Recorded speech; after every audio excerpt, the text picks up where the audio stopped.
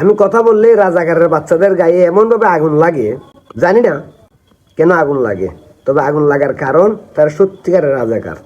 আমরা সারা জীবন শুনে আছি বাবার ক্ষমতাকে ব্যবহার করে সন্তানরা আকাম কুকাম করে মানুষের উপরে নির্যাতন করে, কিন্তু এখন দেখতেছি সন্তানকে ব্যবহার করে বাবা অত্যাচার আকাম কুকামে লিপ্ত।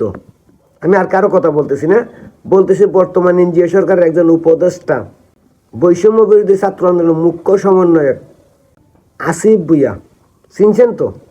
সেই আসিফ ভুঁইয়ার বাবার যন্ত্রণায় কুমিল্লার মানুষ অতিষ্ঠ।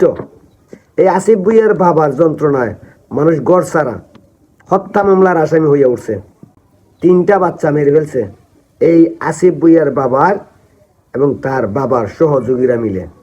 যাদের উপর অত্যাচার করতেছে, যাদের জায়গা দখল করতেছে, তাদের উপর মামলা করতেছে, তাদেরকেই আবার মিথ্যে মামলা দিয়ে হয়রানি করে গ্রাম ছাড়া করে রাখছে এই আসিফ ভুঁইয়ার বাবা। কিন্তু কষ্টের বিষয় কি জানেন? যারা অত্যাচারের শিকার হইতেছে তাদের পক্ষে কথা বলার কেউ নেই দেশে। কারণ উপদেষ্টার বাবায় অন্যায় করতেছে, ভাই ধরবে কে? এই আসিফ ভুঁইয়ার বাবায় কুমিল্লার মানুষ আর কুমিল্লা শহরটাকে ধ্বংস করে দিতেছে, দেখার কেউ নেই। এর বিচার কি হবে এদেশে? কে করবে ভাই? যে করবে সে নিজে তো দুর্নীতিগ্রস্ত, যে করবে সে নিজেই একজন গরিবের রক্ত শুষা প্রাণী, তাকে মানুষ বলতে ঘৃণা হয়। ডক্টর ইউনূস যে নাকি গরিবের রক্ত শুষা, গরিবের হক মাইরা খাওয়া ব্যক্তি, সেই ব্যক্তি এখন আবার আসিফের বিচার করবে? আমার মনে হয় না বিচার করবে।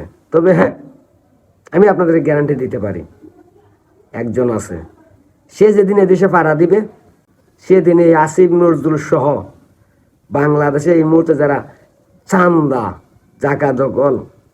জায়গা দখল, মিথ্যে মামলাবাজি দিয়ে সাধারণ মানুষকে ভুগাচ্ছে, তাদের বিচার সে করবে। সে আসবে আর এই কুলাঙ্গারদের বিচারে বাংলার মাটিতে করবে ইনশাল্লাহ, মনে রাখেন।